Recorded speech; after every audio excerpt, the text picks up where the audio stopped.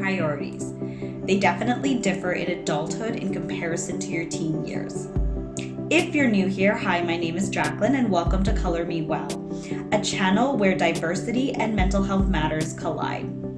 Last week, Denise and I discussed how the attendance of an independent learning high school affected the foundations of our prioritization as well as our battle with perfectionism. If you haven't seen that episode, please take a look at it first before beginning this one. Because this week, Denise and I talk about how this affected us in our present day, as well as what tactics we have adapted in order to help us prioritize better, while also mitigating the urge to be perfect. So sit back, relax, and enjoy part 2 of this episode with Color Me Well.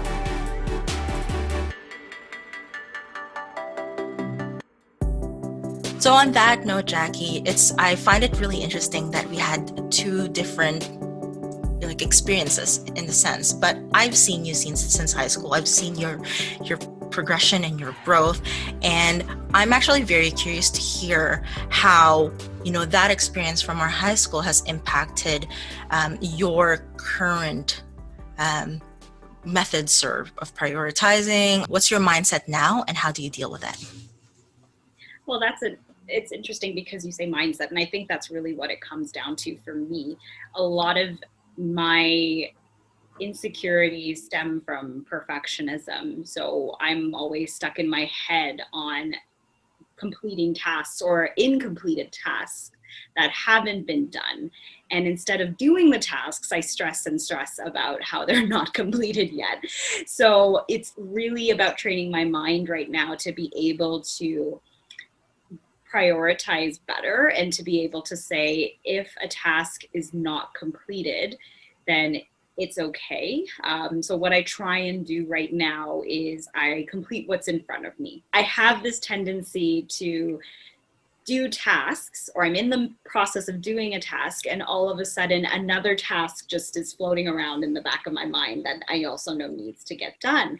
And it's something as silly as, I don't know, it just could be something that just came out of left field that I don't have to think about for at least another few days, or it's not even a task that I even need to think about, period. But all of a sudden I've switched from the task in front of me to this new thought in my head that I feel for some reason needs to happen right now, right this second.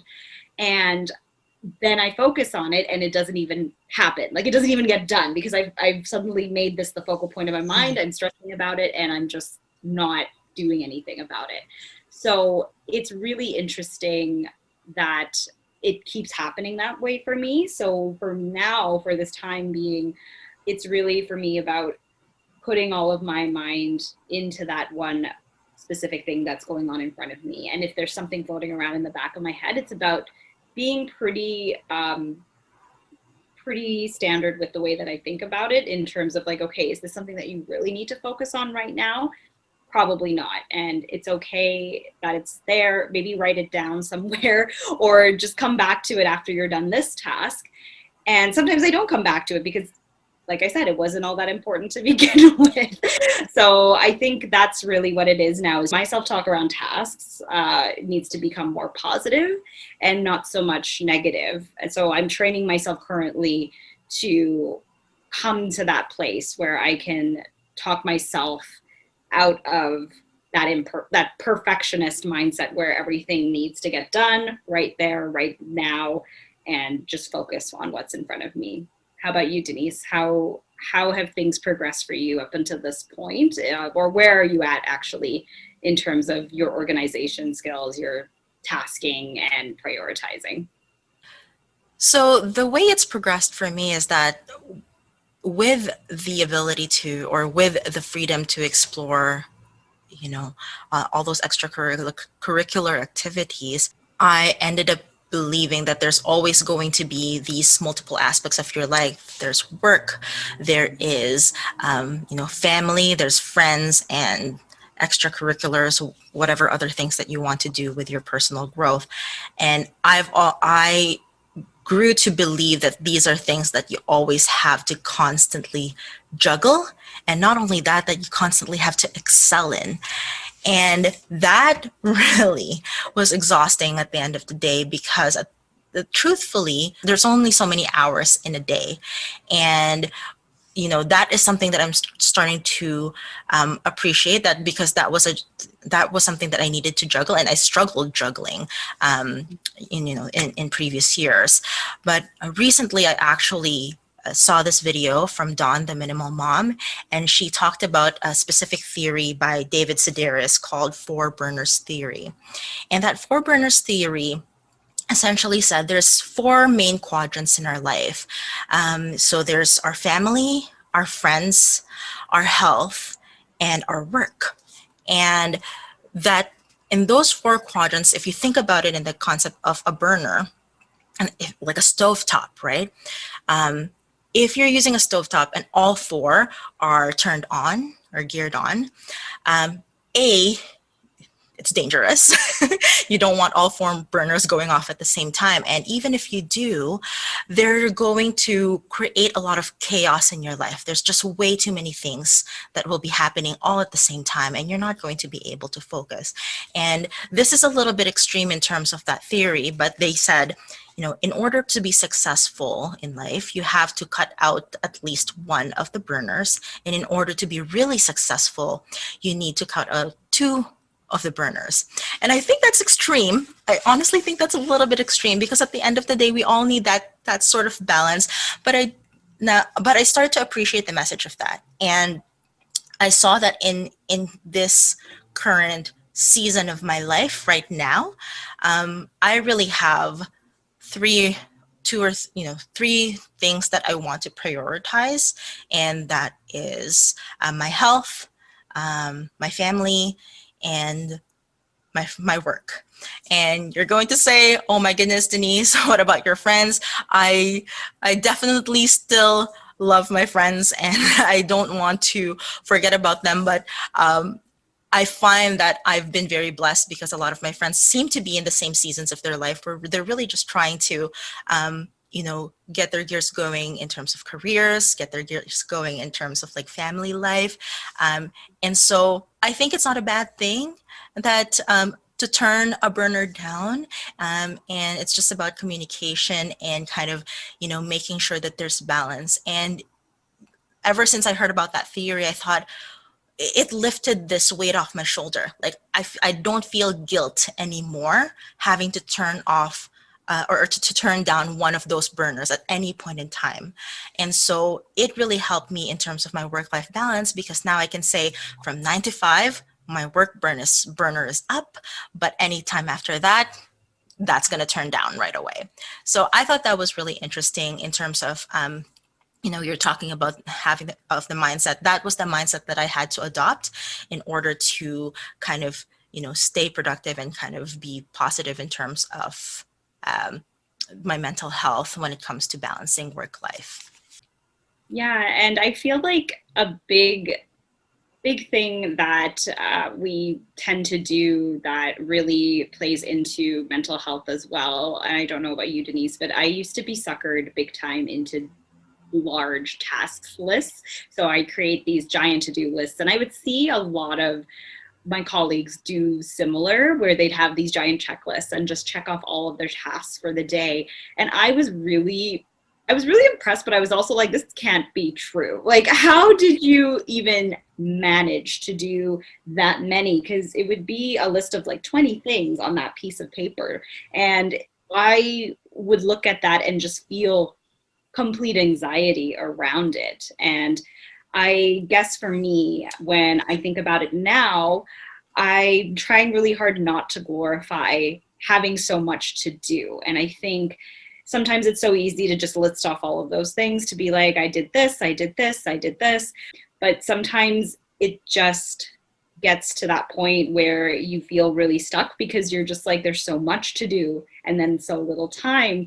And especially when we have that free time on our weekends, or even if we're just like trying to get a work task done or work tasks done, it's sometimes easier to try and figure out ways to get over that hurdle.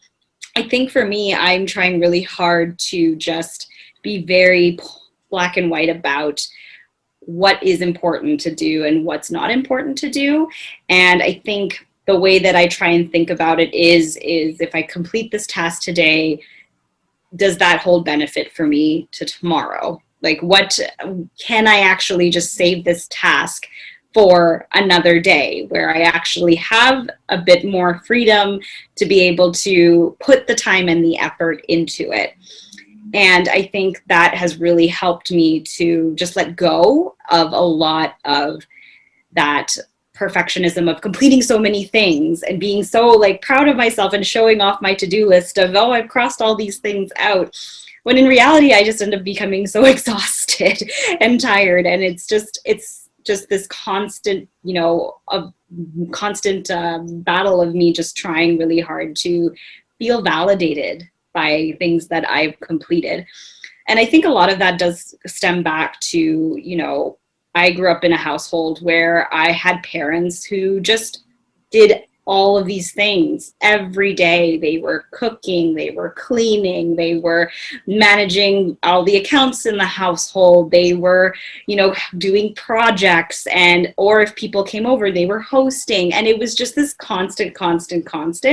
I rarely ever did see them have breaks. And if they did, they were right back into it again as soon as they woke up. I mean, which is good. They did take some breaks here and there, but for the most part, they were always on. And I really felt the need to be like that as well and just handle everything myself.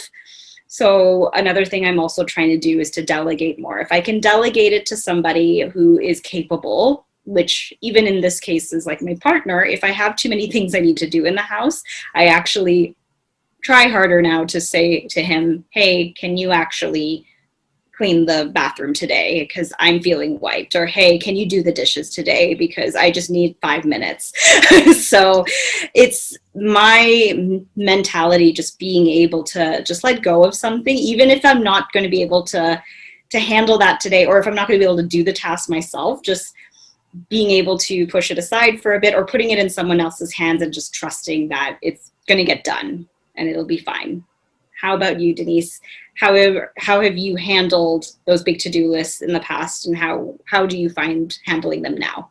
So I definitely had that same feeling as you did, where you kind of want to just be able to check off so many things off your list, and it gave me a sense of fulfillment before to check off a number of things within the same day. And what I ended up finding is I was giving myself a lot of pressure unnecessarily to complete a certain number of tasks within a time period, and that carried through a lot of things, whether it's through my work life or kind of in my private life. I wanted things done a certain way and a number of things done within a certain period of time. And that really led me down a rabbit hole towards becoming more and more burnt out. And I thankfully had an opportunity to step away from that type of mindset and step away from that type of culture. And I realized the importance of giving yourself a break and giving yourself buffer time, and especially when it comes to planning your tasks. So I actually I still have a to-do list of ongoing items, and I'm talking about this from a work perspective. I have a to-do list of ongoing items that are big picture that I need to list down, because otherwise I'll lose sight of them, and they're easy to kind of forget because they happen over a span of time. But on my day-to-day, I actually don't really have a to-do list anymore. What I do instead is I use my my calendar, and I block periods of time out to indicate what I'm going to be working on that day. Then I'm able to look at my calendar and see, yes, I do have 2 hours today to focus on this task, and that 2 hours would build in the fact that we do get interrupted throughout the day, either by our own thoughts or by other people coming to us. And so building in that break time, building in that buffer time, and just allowing yourself to realistically look at your time and say, this is how much time I have in the day, and this is how long these tasks are going to take, and I'm going to do my best to focus on them and carry them through. However, if not, let's look at the next day and how much time do I have then? And that allowed me to just really balance out my, all the tasks that I have. And I think that's so important because I feel that we put a lot of pressure on ourselves to perform. We put a lot of pressure on ourselves to get a ton of things done and achieve, right? But we are not machines, and we need to be able to recognize that, our productivity would actually benefit from taking a break, from being kind to ourselves, and giving ourselves that buffer time to essentially turn off our burners and to just dial down for the day and relax and regenerate. The one thing to remember is that priorities differ from person to person, and not everybody's solutions are going to be the same in how they deal with that or with the mental struggle with perfectionism. So comment below and let us know what you thought of this episode, as well as what your tactics are. Is it a mental struggle like me where you have to really think about what to prioritize and what not to prioritize? Do you use a schedule regularly to be able to figure out what tasks need to be done and when on large and small scales? We definitely want to hear about it because it's a topic that intrigues us. So definitely comment, like, and subscribe to our channel if you found this interesting today. Take care.